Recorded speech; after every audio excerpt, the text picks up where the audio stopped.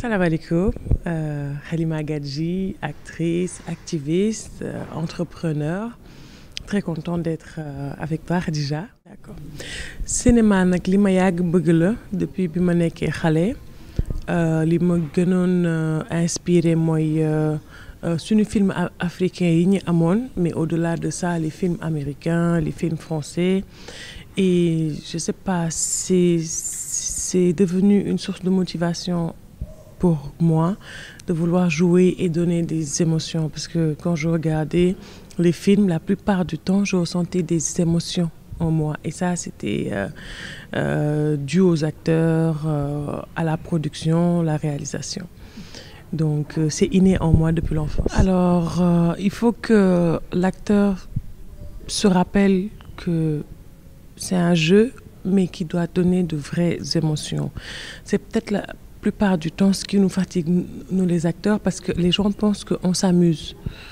Alors que non, on ne s'amuse pas, on fournit vraiment des émotions. Donc les moments de pleurs que vous voyez, les moments de joie, les moments de tristesse, c'est des moments, c'est des émotions qu'on transmet réellement. Et voilà, je pense que ça doit être un plaisir de le faire et pas un jeu. C'est le rôle de Marème Dial. Oui. Parce que Marème, c'est comme une montagne d'émotions, tu vois. Elle amène les gens à avoir pitié d'elle, à la détester, à l'aimer. Et voilà, c'est une femme fatale qui n'avait peur de rien. Donc, ce qui n'est absolument rien à voir avec moi. Ça peut être là de nature. Donc, jouer Marème, c'était un challenge pour moi. Oui, vraiment. À un moment donné, je portais ce personnage comme un lourd fardeau, tu vois, parce que les gens ne me voyaient plus en tant que personne, mais en tant que personnage. Donc, des agressions dans la rue, j'en ai eu, des jugements, tout comme aussi des gens qui m'ont beaucoup apprécié, qui m'ont aimé. Et voilà, je pense qu'à un moment donné, c'était tellement lourd que j'ai pris la fuite.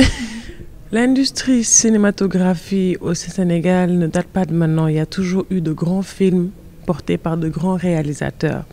Aujourd'hui, avec l'arrivée, bien sûr, des réseaux sociaux, des sites internet, on voit une nouvelle génération de production, d'acteurs.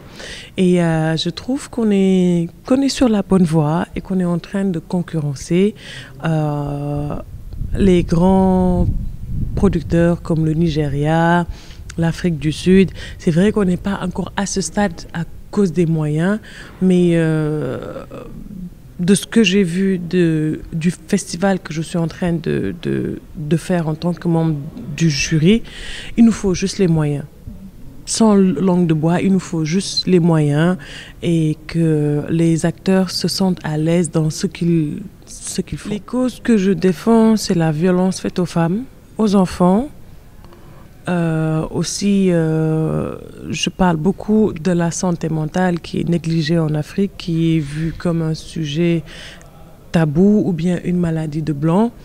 Et le body shaming aussi, parce que à l'arrivée des réseaux sociaux, encore une fois de plus, les gens se sont plus attardés sur le physique des gens et pas sur ce qu'ils ont à l'intérieur.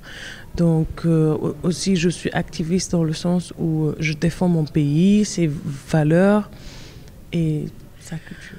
Je ne pourrais pas être seule, il faut tout un mouvement et que les gens se rappellent que, vous savez, un être humain, c'est comme un portable, c'est l'habillage qui nous attire toujours, mais le contenu reste à l'intérieur. Qu'est-ce que ce portable peut nous apporter, tu vois? Et j'ai l'habitude de dire aux gens, ne vous attardez pas sur le physique des gens, tu vois, parce que l'important c'est de voir à l'intérieur ce que cette personne peut me rapporter. Et pour le combattre, c'est de donner des messages, pourquoi pas même faire des scénarios autour de ça. Et je pense qu'on peut y arriver. La communication, il faut beaucoup communiquer sur ça.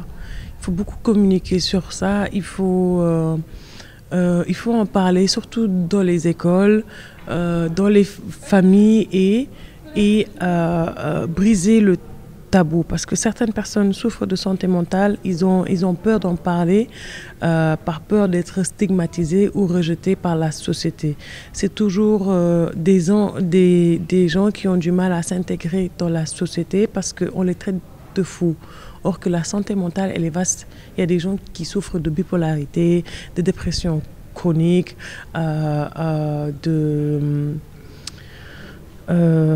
je pourrais en citer des milliers, mais je pense qu'il faut vraiment briser les tabous et en parler de manière plus large. C'est exactement ça. Encore une fois de plus, c'est une maladie liée à la sorcellerie, au maraboutage, or que les problèmes de santé mentale existent vraiment. C'est une maladie. Ça n'a rien à voir avec des problèmes de sorcellerie ou d'esprit, chose que je néglige pas parce qu'on est en Afrique, ça existe.